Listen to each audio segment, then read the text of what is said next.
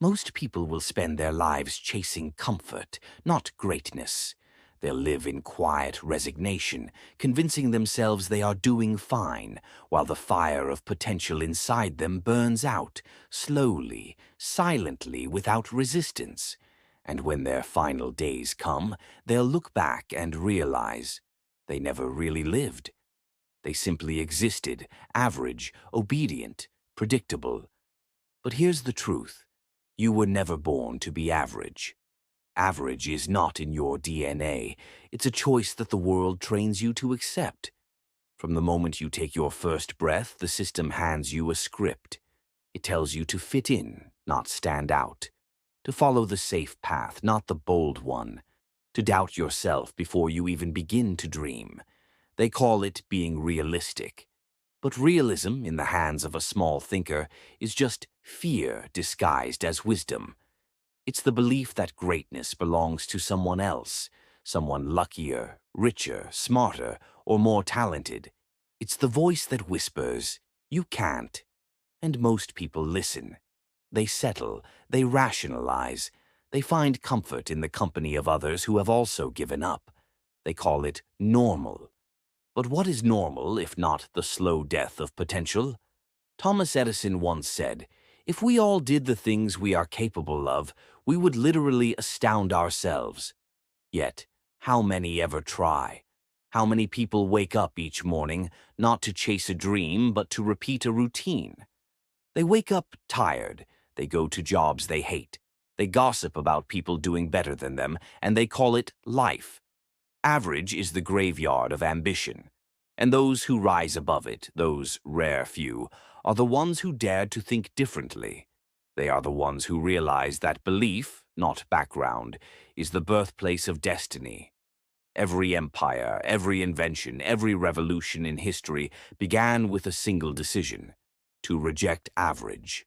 When Andrew Carnegie was a poor Scottish immigrant polishing boots for pennies, he didn't see himself as a servant. He saw himself as a creator. When Henry Ford was just a mechanic tinkering with machines in a shed, he wasn't building cars, he was building a vision that would change how humanity moved. And when Walt Disney was fired from a newspaper for lacking creativity, he didn't accept the label. He built a kingdom from imagination. The difference between those men and the millions who faded into obscurity was not luck, intelligence, or timing. It was faith in their vision and discipline in their pursuit. Most people never rise above average because they never master these two forces: belief and discipline. Belief is the blueprint. Discipline is the builder. Without belief, you'll never begin. Without discipline, you'll never finish. See, every human being has a seed of greatness inside them. But that seed doesn't grow in the soil of comfort. It grows in the fire of challenge. And when most people feel that fire, they retreat. They blame the weather, the economy, their parents, their boss, or fate. But the truth is, average begins the moment you stop taking responsibility for your life. Napoleon Hill wrote, "Whatever the mind of man can conceive and believe, it can achieve. But belief is not a wish. It's a command you give to your subconscious, repeated until reality obeys. And most people never give that command. They speak the language of defeat. I hope, I wish, maybe someday. They pray for success but live in doubt.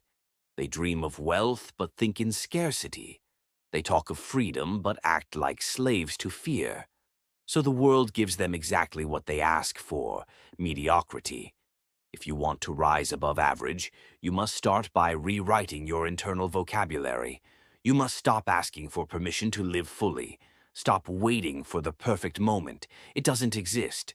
Stop seeking validation from people who settled for less. And stop measuring your worth by the opinions of the ordinary.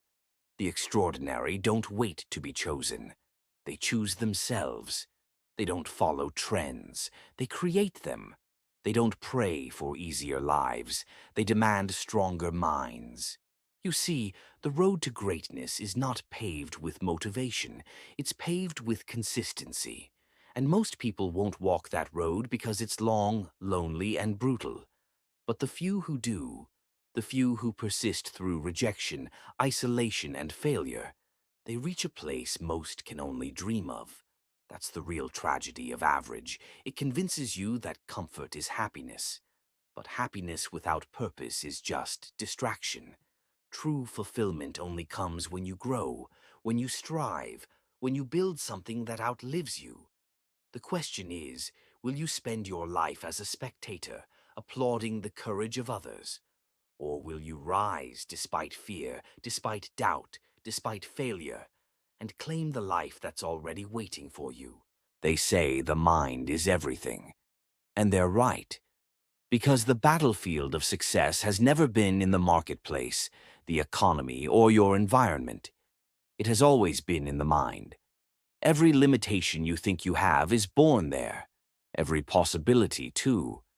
The difference between those who rise and those who remain average is not the world they live in, but the world they build inside themselves.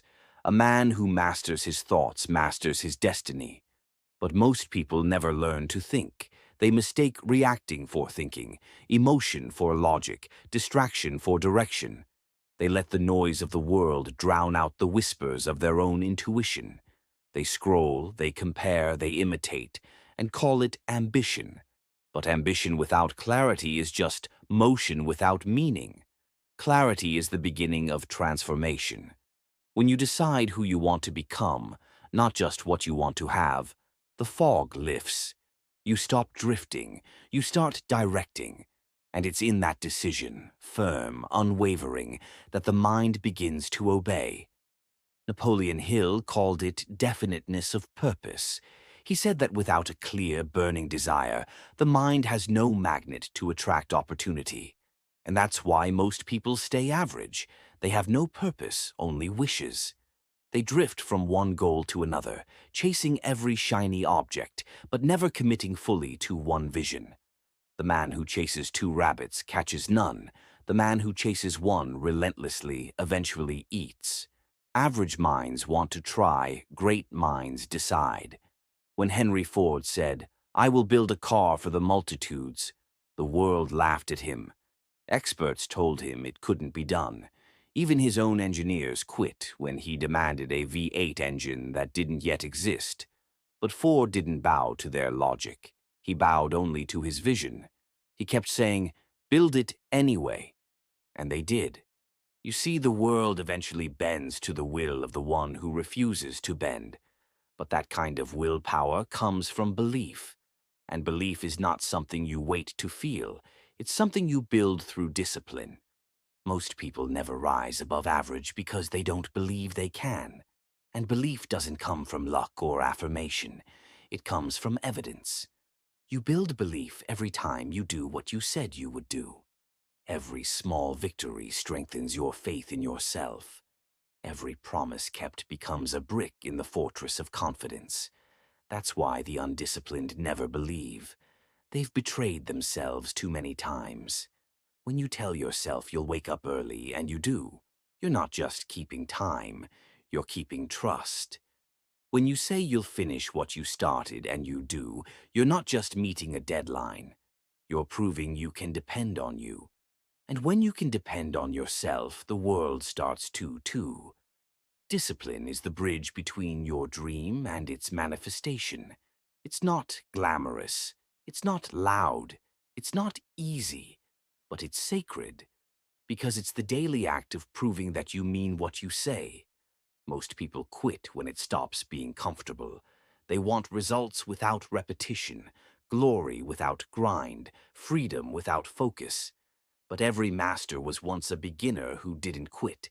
Edison failed over 1,000 times before the light bulb glowed. But he never called them failures. He called them discoveries. He discovered what didn't work until he found what did. That's the mindset of the extraordinary. They use failure as fuel. Average people hide from it. They think failure defines them. But the truth is, failure refines you. It burns away weakness, ego, and illusion until only truth remains. And truth is the soil where greatness grows. You cannot rise without resistance. Pressure creates diamonds, heat forges steel. And the soul, your soul, needs both to become unbreakable. So, when life challenges you, when doors close, when people doubt you, don't retreat. Because that's the test. That's the universe asking, how badly do you want it? And most people fail that test. Not because they're weak, but because they never understood that pain is part of the process. They pray for strength, but reject the very struggle that builds it. Napoleon Hill said, "Every adversity, every failure, every heartache carries with it the seed of an equal or greater benefit. But that seed only grows when you water it with persistence. Persistence is not repeating the same thing blindly. It's refining, adapting, improving until the door opens. It's the quiet, stubborn faith that says, I will not stop until I win. And when you live like that, when you train your mind to endure, when you train your emotions to obey your vision, average becomes impossible. You start to see differently. You stop asking if and start asking how. You stop blaming and start building. You stop waiting and start working. The world begins to shift, not because it changed, but because you did. And once you change, nothing external can defeat you again. Because here's the truth. Average isn't an external label. It's an internal decision. It's the moment you accept less than your best. It's the moment you silence the whisper inside that says, you were made for more. That voice, that quiet, persistent call toward greatness, is your divine compass. Ignore it, and you'll drift. Follow it, and you'll rise. So stop living by default. Stop surviving and start designing. Because the greatest tragedy is not dying, it's dying with your potential still inside you. You have everything you need to break free from average.